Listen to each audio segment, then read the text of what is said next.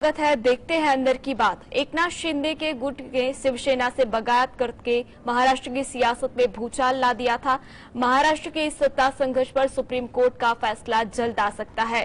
Supreme court का फैसला बदलेगा महाराष्ट्र की सियासत, खतरे में शिंदे की कुर्सी, जाने क्यों मचा घमासान। स्पेशल रिपोर्ट अंदर की बात में। महाराष्ट्र की सियासत में घमासान छिड़ा है और सीएम एकनाथ शिंदे की कुर्सी पर खतरा मंडरा रहा है। ऐसा माना जा रहा है कि अगर सीएम शिंदे की कुर्सी जाती है तो अजित पवार, देवेंद्र फडणवीस, सुप्रिया सुले, जयंत पाटिल और राधाकृष्ण विखे पाटिल में से कोई एक इस कुर्सी पर बैठ सकता है। ऐसे में महाराष्ट्र में एक अनार और 5 बीमार जैसी स्थिति पैदा हुई है।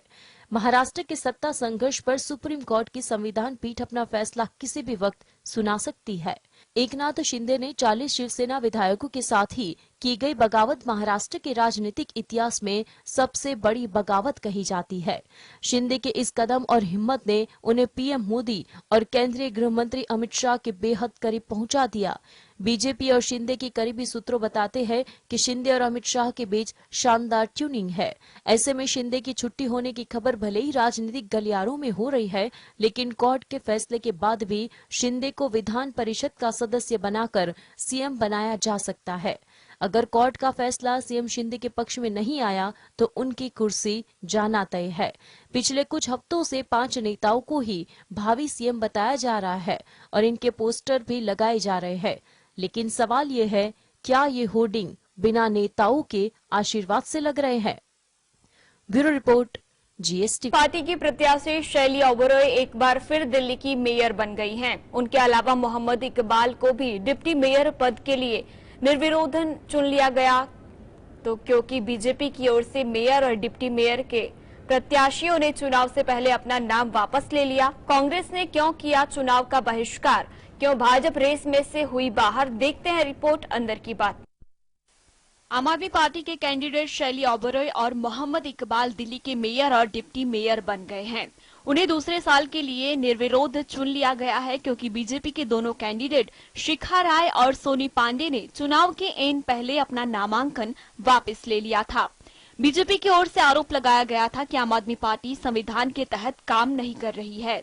हमारे सभी प्रयास के बावजूद आम आदमी पार्टी स्थायी समिति और वार्ड समितियों का गठन नहीं होने दे रही है, जिसकी वजह से नगर निगम की कोई कार्य नहीं हो पा रहा है। पिछली बार मेयर चुनाव के लिए 4 बार सदन बुलाना पड़ा था।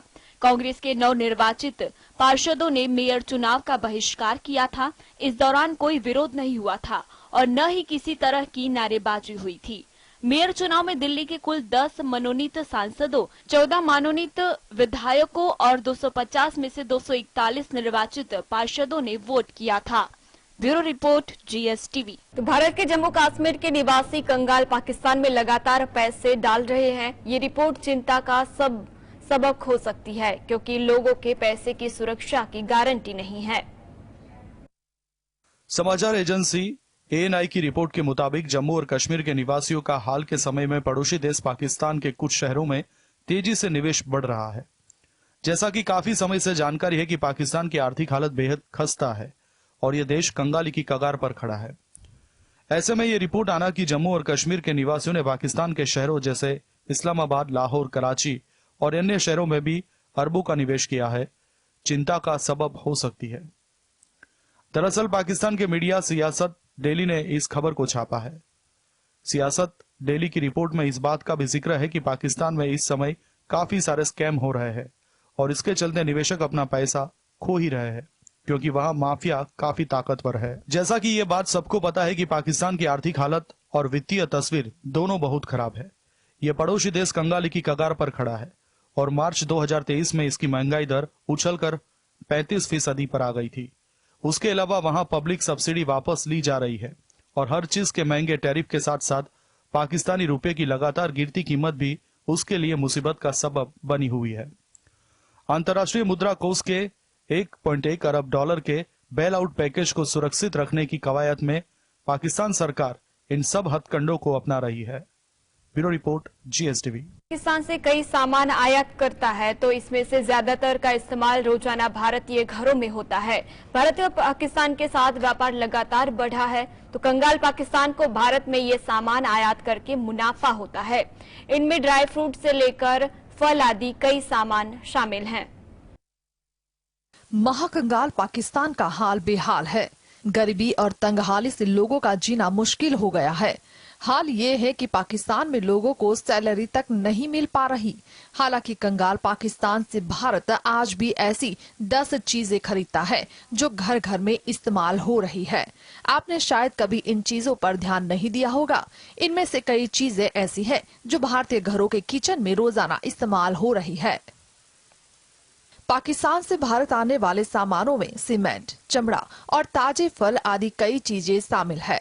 व्रत में इस्तेमाल होने वाला सेंधा नमक पाकिस्तान से ही आता है। पाकिस्तान का नमक, सल्फर, पत्थर और चूना भारत में खूब बिकता है। सौंदर्य प्रसाधनों में यूज होने वाली मुल्तानी मिट्टी भी पाकिस्तान से आती है। पाकिस्तान से चमड़े का भी भारत खूब आयात करता है। पाकिस्तान भारत को कॉटन भी बड़े पैमाने पर एक्सपोर्ट करता है। पाकिस्तान से भारत स्टील और तांबा भी मंगाता है। चीनी से बनने वाली कन्फेक्शनरी के प्रोडक्ट भी पाकिस्तान से आते हैं। लाहौर के कुर्ते, पेशावरी चप्पलें भी भारत में खूब बिकती है। पाकिस्तान से भारत में ड्राई फ्रूट्स, तरबूज जैसे कई ताजे फल भेजे जाते हैं। एक रिपोर्ट के मुताबिक साल 2017 में करीब $99 मिलियन यानी 64 करोड़ के फल पाकिस्तान से आयात किए गए थे। इसी साल भारत ने पाकिस्तान से करीब $490 मिलियन की कीमत के सामानों का आयात किया था। पाकिस्तान से आने वाले फल कश्मीर के रास्ते राजधानी दिल्ली की मार्केट में पहुंचते हैं। Bureau report GSTV।